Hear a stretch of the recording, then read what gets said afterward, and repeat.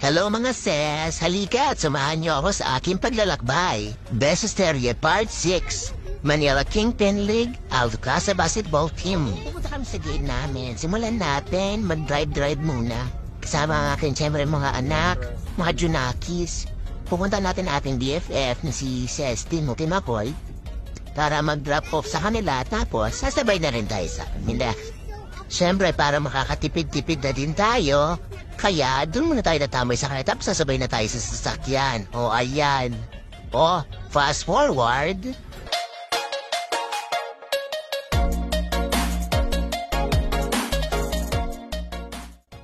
O ayan mga sis, nandito na kami sa sasakyan. Pero parang ang lungkot-lungkot na si ni BFF. So ayan dito habang binabagtas namin ang daanan papuntang S-Lex. Dito na rin kami nagkikwentuhan. Kamusta ka? Kamusta ang araw mo? Ano ang beauty regimen mo? Bakit ang gwapo-gwapo mo pa din? Ganyan ang mga usapan namin dalawa. Pero once a week din lang kasi kami magkita ni BFF says McCoy. Ayan na, ang mini globe ng MOA dinala na rin dito sa may Carmona, Cavite. Ayan, kitang-kita mo naman ang ganda-ganda ng pagkakabilog ng globo na yan. Maganda naman yan sa gabi. Medyo parang kalawang lang sa umaga. O, diba? So ngayon, tuloy-tuloy pa rin naman ang usap namin dyan. Yan, sa mga hindi nakakaalam, ito yung papuntang Santa Rosa, yung Calamba na yan. Tsaka kami dadaan, yan yung malapit sa may Enchanted Kingdom. Tingnan niyo naman, ang payapa naman ng panahon at ng traffic. Diba, lalo pag linggo. Siyempre, dito, nag-uusap-usap kami kung bakit nga ba kami naglalaro ulit ng basketball. Bakit nga ba? Eh syempre, sabi namin, kailangan namin unahin ang health namin. Kasi sanay na kami maglaro, nag-workout, lagi nagpapapawis, lalo na ngayon hindi naman kami bumabata. Nagiging thunders na.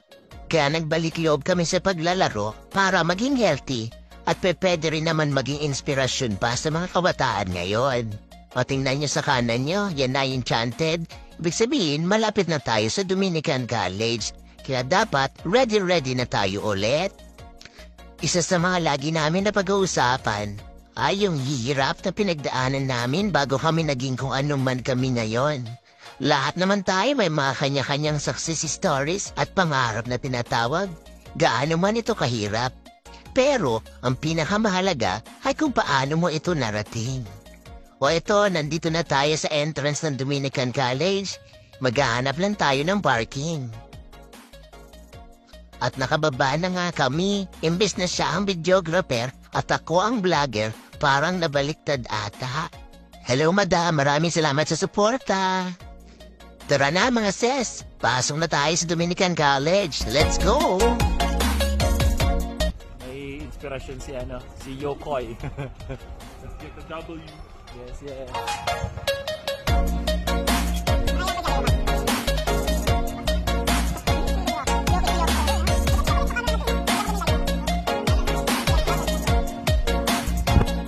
Ito nga pala isa sa mga magagandang schools na napuntahan ko, na may malawak na campus at magandang court na din.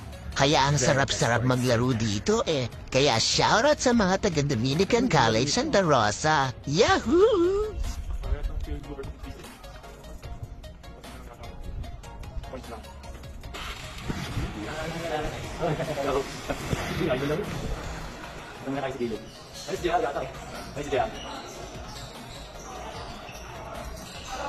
Maaga pala kaming dumating, kaya nanood at ipagkwentuhan muna kami sa isa sa pinakamalupit na shooter sa NCAA. Ay isa sa mga champion guard ng PCU, J.R. Ritaga.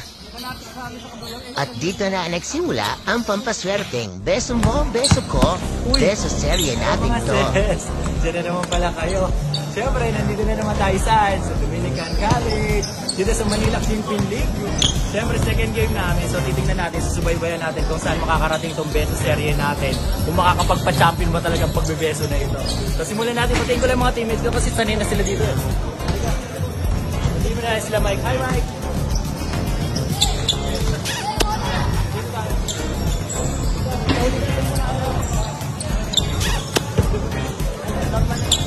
Normal lang sa atin guys. Siyempre may mga bago tayong teammates, papakilala na rin natin. Simulan natin kay si Clarkson. Hello kuya! Hello, hi! Ano name mo? Si Jess daw. Bibinyagan ka na namin dito.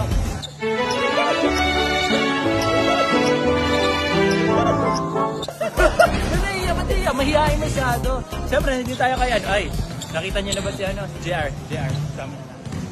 Dati natin teammate to. Hindi natin makita. Ay, beso. Si ano nga ba yan? Siyempre, nakakilala, JR Ritaga. Okay na!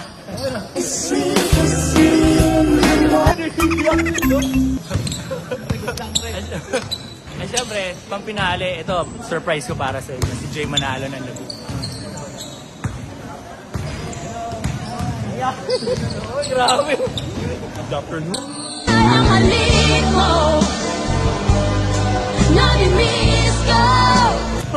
Oo, ano?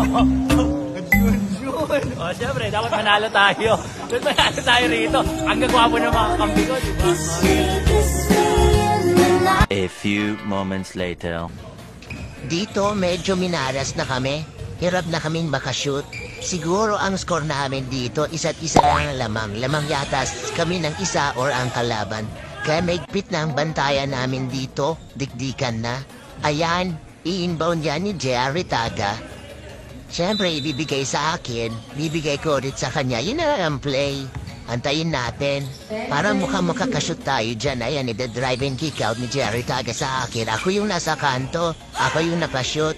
Muntikan lang naman akong hindi makita sa camera. Pero okay lang yon, takbong mayaman. Grabe, pagka-shoot namin, shumot din agad sila. Palitan na lang talaga ko ng mga shoot. Sobrang dikdikan na ng laban dito. Kaya matira na lang talaga ang matibay. Ayan, dito hawa ulit ni Ses J. Arambola. Siniset niya ang play. Binigay kay Ses Makoy, pinasa ulit sa akin. Pagtira ko ng dress, ayun, na-foul ako sa 3 points. So may 3 akong free throw para sa amin. Tingnan nga natin kung may shoot natin ang mga free throw na ito. Tingnan natin. Unang tira. Sablay ang leche. Pangalawang tira. Ayun, pumasok na. Huling tira. Ayun, pumasok ulit. Mabuti naman. Ayan, hawak ko na naman ang bola. Ketley, pinasa sa kakampi. Binadik sa akin. Drinapas kay Bessie Mako. Oy, nagmintis. Na-rebound ng kalaban. O, ayan. Humahabol na naman sila niyan. Ayan, dito na nag-init ang kamay ni Ses J. Ritaga. Ayun, boom. 3 points. Ayan, nasa kalaban ang bola. Pero dahil 4th quarter na yan, dikdikan na ang depensa. Pagpasa ng kalaban, na-steal ni JR na foul siya. At malamang penalty na kami dito, kaya meron siyang 2 free throw.